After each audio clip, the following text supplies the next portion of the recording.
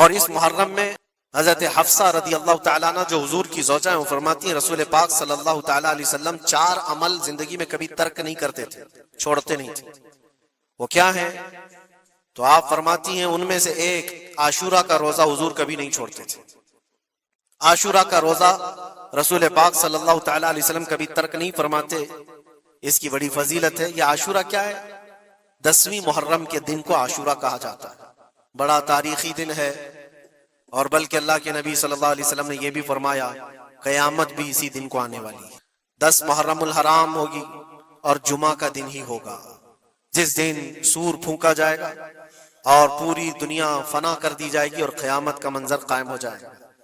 عاشورہ کا دن آتا ہے تو اے مومنو، سب کے سب اللہ کی بارگاہ میں دوڑ آ جاؤ، عبادت کے لیے لگ جاؤ، اور اس دن یہ یاد کرنا چاہیے کہ یہی وہ دن ہوگا جب ہمیں بارگاہ رب العزت میں کھڑا کیا جائے گا۔ اولین سے لے کر آخرین تک جتنے بھی پیدا ہوئے اس روئے زمین پر سب کو اٹھایا جائے گا، حساب و کتاب ہوگا، اور وہ 50,000 سال کے برابر کا ایک دن ہوگا۔ اس دن کو یاد کر کے عاشورہ کا اہتمام کرنا ضروری ہے۔ عاشورہ میں تو ایسی یادگاریں بہت ہیں۔ آدم علیہ السلام کے متعلق ان کی توبہ اسی دن قبول ہوئی۔ نوح علیہ السلام کی قوم پر جو عذاب آیا تھا طوفان کا، وہ طوفان نوح سے کشتی کو جو نجات ملی نوح علیہ السلام کی، وہ بھی عاشورہ کا دن تھا۔ سیدنا یونس علیہ السلام کو مچھلی کے پیٹ سے باہر نکالا گیا، وہ بھی عاشورہ کا دن تھا۔ موسیٰ علیہ السلام کو فرعون سے نجات دی گئی، فرعون غرق ہو گیا، پانی میں ڈبو دیا گیا، وہ بھی عاشورہ کا دن تھا۔ بہت ساری اس طرح کی تاریخی چیزیں عاشورہ کے دن، لیکن یہ ساری تاریخوں پر ایک تاریخ غالب آ جاتی ہے، وہ رسول اللہ کے نواسے کی قربانی کا دن، اس لیے کہ وہ پوری امت کو ہلا دینے والا حادثہ ہے۔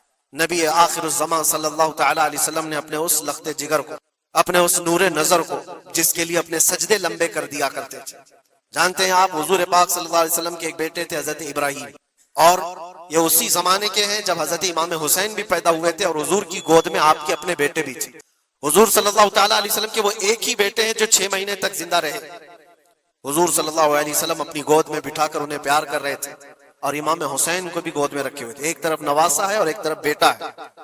جبرائیل امین نے آ کر کے عرض کیا اللہ کے نبی صلی اللہ علیہ وسلم سے، کہا رب تبارک و تعالیٰ کی منشا یہ ہے کہ ان دونوں میں سے آپ کسی ایک ہی کو رکھ سکتے ہیں۔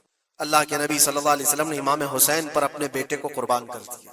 کہا اے جبرائیل، حسین کو رہنے دو، اس لیے کہ یہ میری آنکھوں کا بھی نور ہے اور فاطمہ کی آنکھوں کا بھی نور ہے۔